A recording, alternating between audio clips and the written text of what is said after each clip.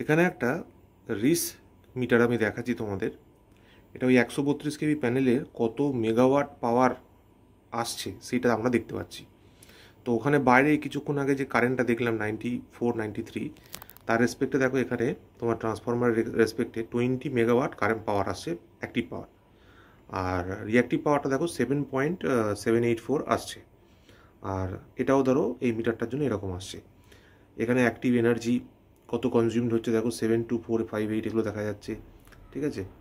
তারপর reactive energy কত আছে, ঠিক আছে, অ্যাপারেন্ট এনার্জি কত আছে, এরকমভাবে মিনিমাম ভোল্টেজ, ম্যাক্সিমাম ভোল্টেজ, তারপরে ফেজ পাওয়ার কত হয়, Q1 কি, S1 কি, ফেজ 2 পাওয়ার কত আছে, Q2 S2 কি জিনিস, ফেজ 3 পাওয়ার কত আছে, এরকম প্রত্যেকটা ফেজের ইন্ডিভিজুয়াল যে পাওয়ার, ঠিক আছে।